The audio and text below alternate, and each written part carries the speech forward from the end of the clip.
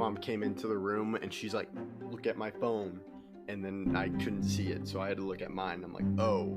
I can't bet against Tom Brady. I have the Bucks winning 31-27 and Tom Brady going to his 10th championship. Yeah, and I really think the Clippers' chance to win the championship was last year. And they were up 3-1 against the Denver Nuggets.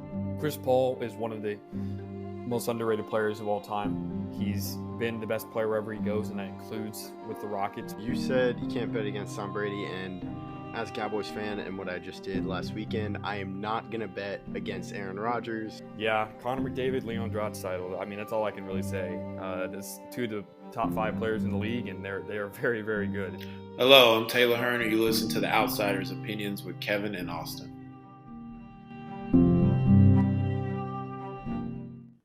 What's up, y'all? Welcome to our NFL Opinions of the Week.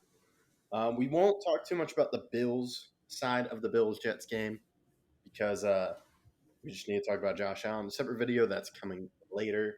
But the man who loves love, Austin. Let's just say this first. I'm very, very apologetic about what happened to Aaron Rodgers. It feels horrible, but I do really like that we moved on. Injuries aside, and I am really confident about the future with Jordan Love. I think we made the right choice. Yeah, and it's not the way you wanted it to go, and I wonder the Packers won't get a higher pick based on that, but yeah, someone told me, he's like, dude, Aaron Rodgers got injured. I'm like, haha, no way, because I was running late, and I'm like, you're totally kidding me. Then it happened. I was like, oh, geez, he got injured. And did you see the NFLPA wants grass on all fields? That should happen. I can't believe turf fields after all the injuries. I thought it was going to change after OBJ tore his ACL in the Super Bowl on the turf field. That was obviously caused. And if you watch the Rodgers injury, his foot definitely gets stuck. The turf field definitely caused that injury. And I really do feel for the players that are having to deal with the conditions that they have to play in sometimes. Yeah, I never realized. We had talked about turf. I never really knew it. And then the players have talked about how just they feel after a game for turf and grass and that natural give. So, yeah, I hope that does happen. And it probably will happen because of the Rodgers situation. That is crazy. And it's good that the Jets won, but I don't think the Jets should keep Zach Wilson as their quarterback. You talking the rest of the season? The rest of the season right now. I think they should think about doing a trade. And Saleh said that they're very committed to Zach Wilson. So I think they will. Whether that's the right decision or not, I do not know. So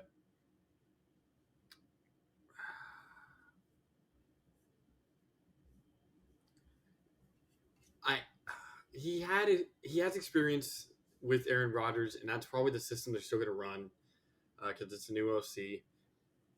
So I say let it play out.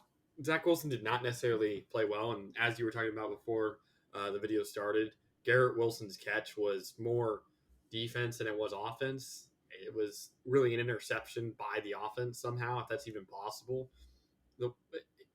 Zach Wilson did not play well, but maybe given a full week as the starting quarterback in practice, we could see him get better because this really is, I think, his last chance to prove it. yes, it is his last chance. And yeah, that Garrett Wilson catch, it's really on the wrong side for Wilson to catch. Because I think they were going for a fade, so he wanted it on the other way. So him just making that catch was insane. And it was incredible. So I really wanted to know how the Rodgers experiment worked. We talked about that. What does this mean for future? I really don't know what it means for future guys that get traded. Or if you want to go trade for a guy like the Jets did. And I talked about this earlier. We saw the Rams do it with Stafford. We saw it with the Broncos. And that's a team I also want to talk about. If is the Broncos the offense seems the same, or the results are the same. That's true. Week 1 was not encouraging for any Broncos fan or player.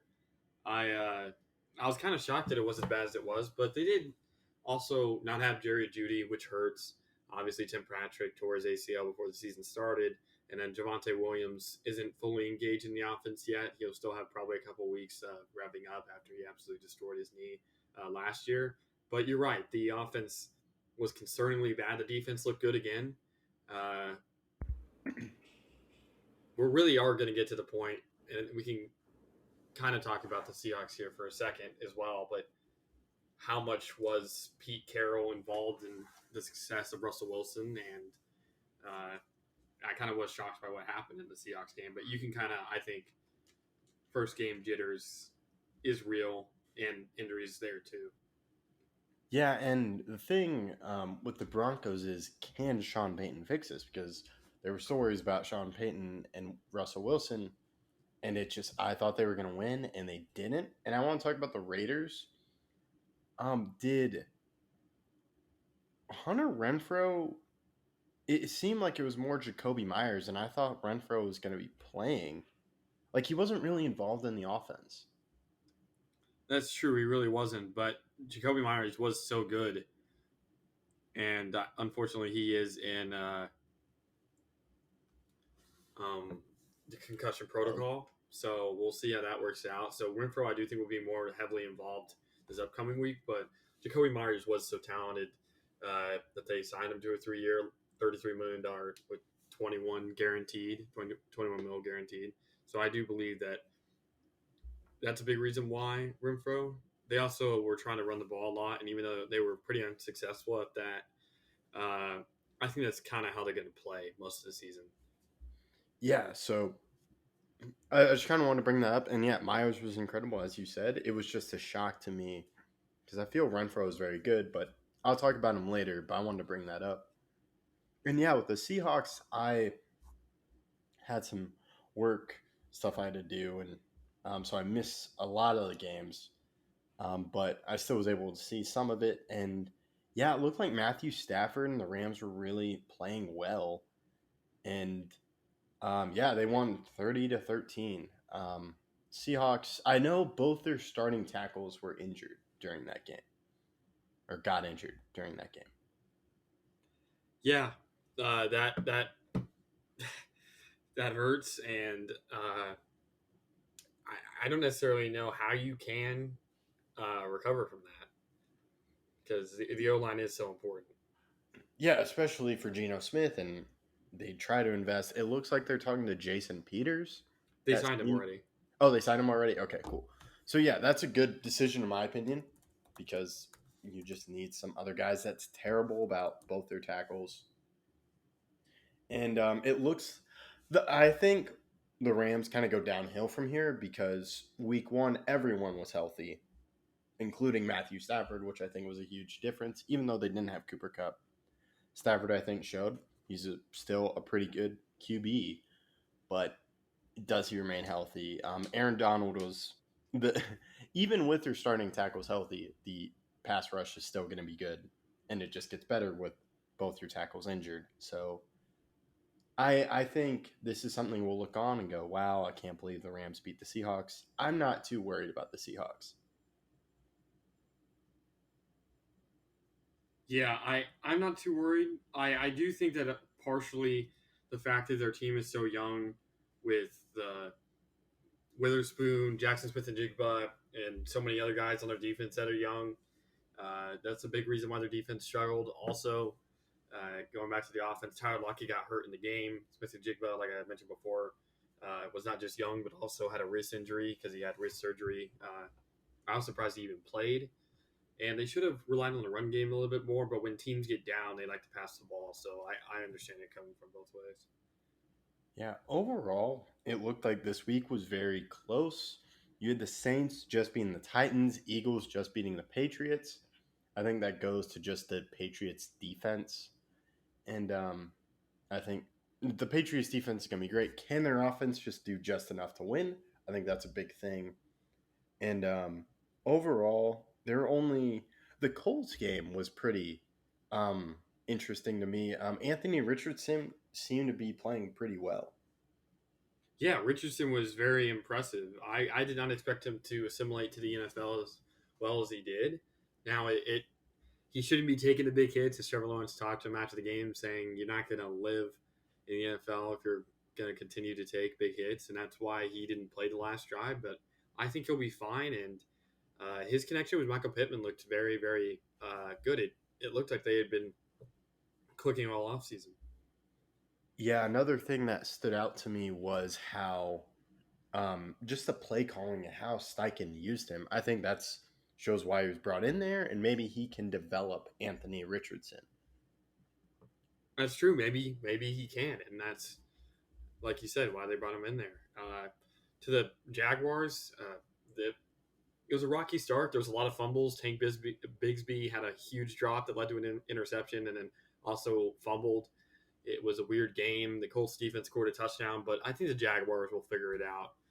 They just have so much talent on both sides of the ball, whether it's Calvin Ridley looking like he did a couple years ago, or ETN really stepping into that role as the RB1 totally, or Lawrence also looked good. So I think the Jaguars definitely have a lot of potential. Yeah, I feel they'll be fine. Another running back I want to talk about was Bijan. His first touchdown, that was incredible. That was, but he didn't even have the most impressive day for a running back on the Falcons with Algier. Algier was incredible, and you do have to wonder how much they're going to run the ball. I thought Desmond Ridder looked very good. 15 for 18, had one touchdown, which was the touchdown you mentioned to Bijan. Arthur Smith is committed to running, and their defense looks better. A.J. Terrell's a corner is always great. They also have Jesse Bates as a safety who looked very, very good with a pick. And the Panthers struggled a little bit, partially because of injuries. Thielen did not look 100% in the game, which was to be expected. And the defense also dealt with some injuries. So are you worried about your pick at all? No, I'm not worried about Young. I think he'll be fine. Rough start, but I think just goes to the Falcons. And yeah, Desmond Ridder, I love him.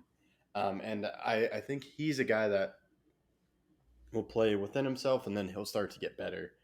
So I really like that. I also want to hit the Packers-Bears. Packers played extremely well, and I think if you told me everything went right for the Packers, their defense was incredible to me. And the offense looked very good. The best passer rating for a QB this week, Jordan Love.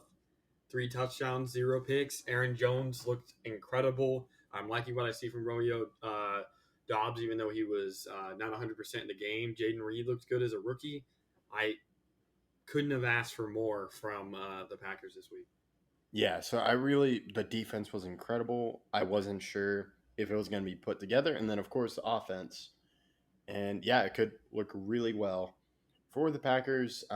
Bears, I think it was just the defense. And then the defense is on both sides. I think the Bears were lacking on defense against that offense, which seemed to be on all cylinders. And then the Packers defense was just dominating the Bears. Yeah, the defense was incredible. And are you worried about Justin Fields just yet? I don't think so. I think it's a big year. I read an article that I liked. It was about just the jump, because I think I fell victim to it too. People were comparing Jalen Hurts and Justin Fields, and that insane jump by Jalen Hurts. Could Fields do the same thing? He could, but it won't help the team because the team is not built well, like compared to the Eagles last year. That's true. But they did trade for DJ Moore, and DJ Moore looks to be good. And the O-line looks to be better than it was last year. I'm not worried just yet, but I do think that we need to see progression, which is always what you want to see from young QBs. Yeah, he can't plateau this year. I need to see something from him. Yeah, and then talking about plateau, Ryan Tannehill did not play well this past week, and it caused them losing by a point. I don't think Derek Carr was all that remarkable either. There was a very defensive game and the Titans D line's incredible, and the Saints defense is also very good. What were your thoughts on that game? Yeah, I was surprised with like Derrick Henry, but yeah, mostly defensive game. Maybe I was wrong about the Saints, but I don't think anything spectacular. And yeah, I'm just wondering who, because they have Will Levis, they also have Malik Willis. What do the Titans do at quarterback if they want to switch it up? I don't think they will. If they want to, I do think they go Willis because of his experience playing last year.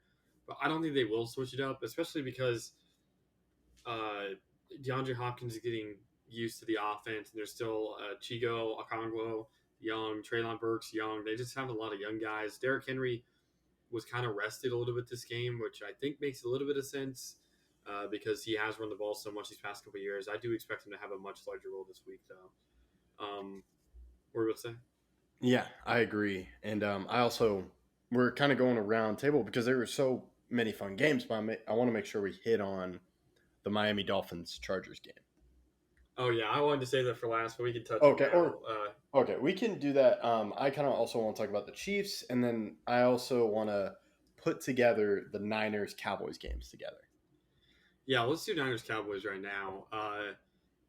Christian McCaffrey had 152 rushing yards. Brandon Ayuk had 128 receiving yards and 2 touchdowns. Brock Purdy looked amazing. The Steelers looked horrible. And then Cowboys game, the Cowboys defense scored more points than the Giants basically had yards, it seemed like. And then Daniel Jones, it wasn't his fault. The O-line crumbled. So what do you want to touch on? Yeah, I think I wanted to talk about both is, to me, those are the top 2 defenses in football. That Cowboys defense and that Niners defense. I think the Niners have the edge over the Cowboys defensively. And yeah, they just dominated the Steelers. I don't really blame the Steelers because that defense is just incredible. And that offense, I don't know what to think of Purdy. I know you said he looked amazing. I didn't see a lot of it, but to me, that is such a well-oiled machine. It just needs a quarterback to follow the right things. I don't know how. I think it's going to take me a while to judge Purdy as a quarterback. Where does he rank? But and that'll probably come in the playoffs. But with the Niners, I think that's just a great sign. As long as everyone's healthy, I don't think you have to worry about anything. Yeah, that's fair. I do think Purdy looked very good, though, but you can go on to the Cowboys game. Yeah, the Cowboys was incredible, and I think I know the Cowboys offense didn't do much. They relied on the defense. I think that the Cowboys need to do that.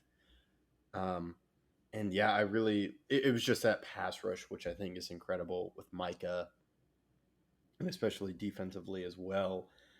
And so, yeah, I think that's a great thing. I wouldn't freak out if I'm the Giants. I think you were due for a regression last year, or Daniel Jones was due for a regression. I was surprised he stayed in the game so long. Yeah, that's true, especially with how the O-line was, like I said, Swiss cheese the entire night. So I do think they were maybe being a little bit facetious by how they played it. Yeah. So I think we can go to the Chiefs game, which was on Thursday night. They did get Chris Jones returned. That's a big thing for them. And that's something, this is why I bring up Hunter Renfrow. I know Kelsey being injured really harmed the team because he's basically their number 1 wide receiver. But if Hunter Renfrow is not being used, I think the Chiefs somehow may trade for Renfrow, but I do think they trade for a wide receiver this season. Yeah, I get that. I don't know if Renfro's necessarily the guy, but he could be. I would probably say a more likely scenario would be. Let me think. I mean, a lot of people are saying Mike Evans, but I don't think the contract works. And then it would have to be someone experienced. I could see a Cole Beasley. I could see a Randall Cobb now that Aaron Rodgers is hurt.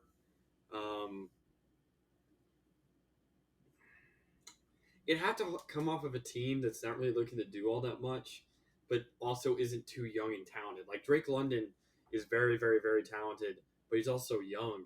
I know that the Falcons will throw the ball, but to trade London would be very, very counterproductive.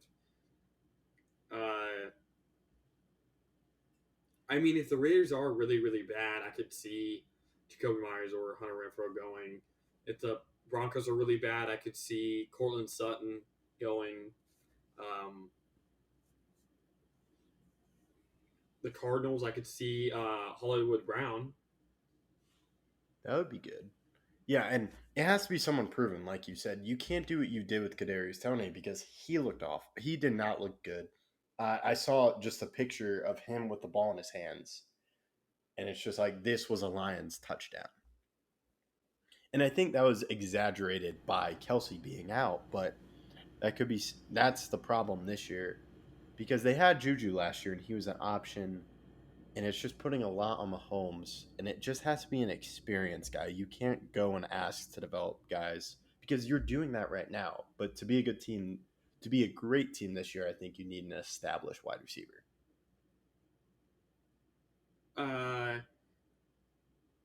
Not every team, I think, needs an established wide receiver, especially if they're young. Like, I could see, like, Garrett Wilson last year was remarkable, even though he was a rookie. I think we could see the same thing with, Drake London last year, or Chris Olave last year, or Jackson Smith and Jigba this year, I think could be a good candidate to be not necessarily proven. Christian Watson isn't necessarily proven, but I could see him being a wide receiver one if the Packers go far.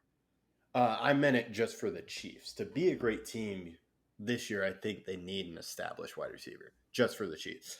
All the other reasons I agree with. It's just with the Chiefs, with Kelsey's going to fix it, and I think they'll do well. But I think they have to keep in mind who's their top wide receiver this year. It's very centralized for the Chiefs for me with that established wide receiver. I do think Toney and Sky Moore's touches will go down. Justin Watson looked fine. MVS looked fine. The problem is just their money situation is who's going to go there and be established. I think they could make Marquise Brown or Hollywood Brown work. I think that would probably be my favorite because the Cardinals are really tanking. Yeah, I like that one as well. I don't think Mike Evans happens. But yeah, that's just the thing that stuck out to me. But also credit to the Lions for doing it.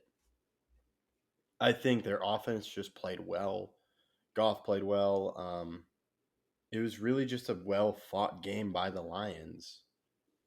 And I think there are just so many options on offense for Goff, so I think he'll have a pretty good year.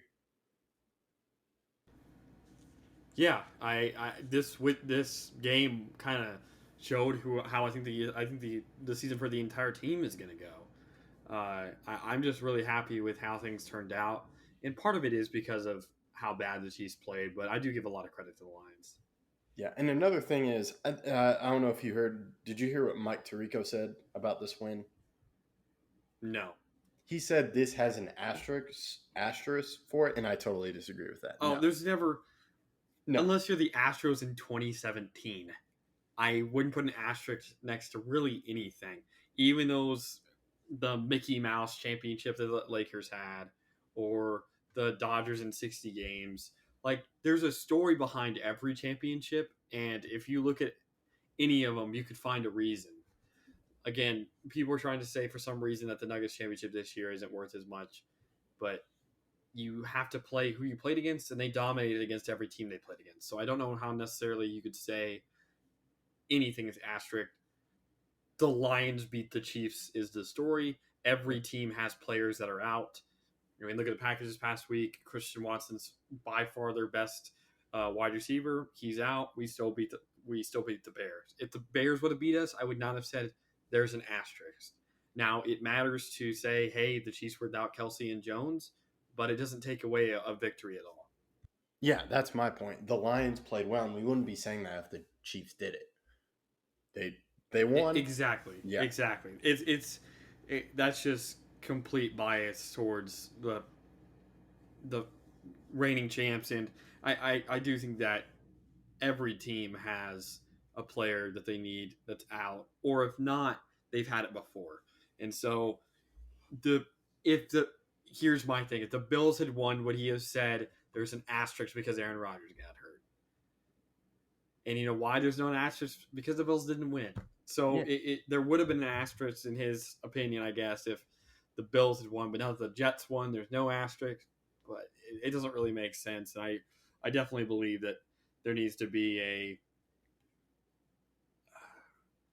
I think, more respect shown to the teams that do win.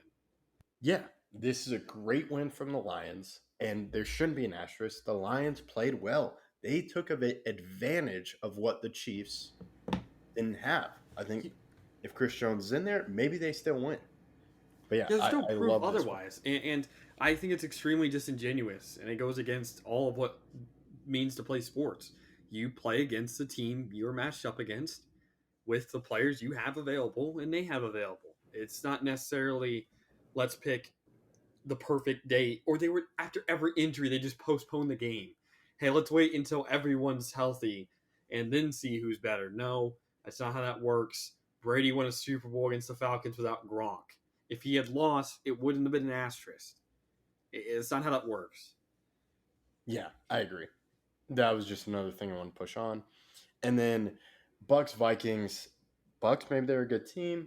I think the Vikings will be fine. It's just they were really good in one-score games last year, and I think that changes this year, but they should still be fine. I agree. So, yeah, let's get to the Chargers Dolphins game. Tua and Tyreek Hill were great. Not really a defensive match, which I think is more alarming for the Chargers than the Dolphins. True. The injuries to Jalen Ramsey, again, would it have been an asterisk if the Chargers won? No. But Ramsey being out kind of does show that they needed him on defense, but they also can outscore their problems sometimes. And that was one of the best wide receiver performances I've seen in a while. It definitely was this week. 11 receptions on 15 targets, 215 yards, 2 touchdowns. I had him on my fantasy team. Thank you, Tyreek. You're amazing and talented. And then Tua, 466 yards. Very impressive. Austin Eckler, 16 carries, 117 rushing yards. Also 4 receptions for 47 yards on with also 1 target that went incomplete. Just a shootout. I don't necessarily think either offense played particularly bad. It was more who's going to get the last possession. And the Chargers did, and then they couldn't convert.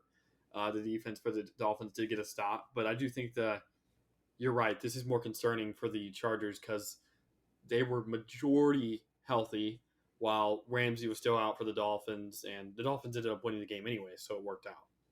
Yeah, and this is I think you saw the influence Moore had on the offense, but the question is, where's the influence from Staley as the head coach and defensive guy? That's a good point.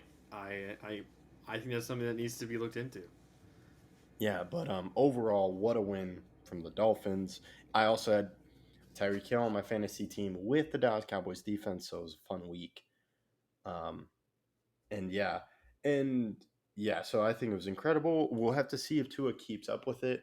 I don't know, maybe I got pranked, but there was a fun thing where they're like, Tua, you can't throw the deep ball, and he's like, I don't care, I have 466 yards. People are just trying to hate. I have Tua on my fantasy team. Unfortunately, I also have Jalen Hurts, so I didn't start Tua. And Jalen Hurts didn't necessarily have the best game of his career, but I'm very happy that Tua looks like he still has the talent. I just hope that he can stay healthy because that's really the main question at this point. Yeah, and can the Chargers stay healthy? Because if the defense they were healthy and they didn't relatively healthy, and they didn't win, what's the season look like? But yeah, are you worried about the Bengals? No, not at all. Yeah, I'm not worried either. Bad game. Rodgers had a game just like this in 2020, and then he threw for 48 touchdowns and 5 picks and 1 MVP. I'm not worried at all. One game is one game is one game. I think counts as the same as any other loss. With Joe Burrow, he'll be fine. Burrow's a generational QB. It's unlike what happened with Josh Allen. I'm not worried about Joe Burrow. Burrow only has these games once in a millennium. Every single QB has a game like this where you're like, wow, they were horrible. But with the Bengals, we've seen Burrow play so well in the big games as well. This was a rainy divisional matchup against a good team. I'm not worried. Yeah, we'll just have to see what happens. But yeah, let's get into this upcoming week. We got Thursday Night Football, Vikings, Eagles. Is there what's I know we like doing this. What's your game of the week? This was a lot tougher. It sucks to my game of the week. I guess my game of the week last week, which was Bills and Jets, just like yours, did turn out to be a good matchup. My game of the week is really between two games. It was going to be before the week really started. I was going to go Jets Cowboys, but I don't know if that's my game of the week at the moment because of what happened to Rodgers. So I'm going to change that, and I'm going to go with the Dolphins and the Patriots. The Patriots played extremely tough against a good Eagles team, and it looks like the Patriots defense is much better than it has been. And then the Dolphins, that game was so entertaining. I'm just excited to watch the Dolphins again. Yeah, I do agree. The Cowboys Jets to me, I think the Jets could win that matchup. I don't know if the Cowboys have a letdown, but my real game of the week is going to be Ravens Bengals. How does Joe Burrow respond? How does Lamar Jackson look in this new offense? So I'm really excited for that. I think that's going to be a really good divisional matchup. Yeah, both of those QBs struggled a lot in week one. Lamar didn't throw for a passing touchdown. He only threw for like 160 yards. Also fumbled once. It didn't matter because they were going against the Texans. And obviously Burrow threw for 82 yards. So both QBs have a lot to prove this next week, even though the Ravens are 1-0. But we both chose divisional matchups. Both should be close games, especially if the Patriots can play anything like they played against the Eagles. So I'm excited for both of those games. You chose a good one. Yeah, thank you. And there's so many other games that we can talk about. It's going to be next week. Really good matchup. And yeah, we loved going. Hopefully, we can do that next week. There are so many good games that we talk about them. We virtually talk about every single one. So, yeah. Let us know what you think. We appreciate you listening and be on the lookout for that future NFL opinions dedicated to Josh Allen. That's all we got. Stay on socials and thank you for listening.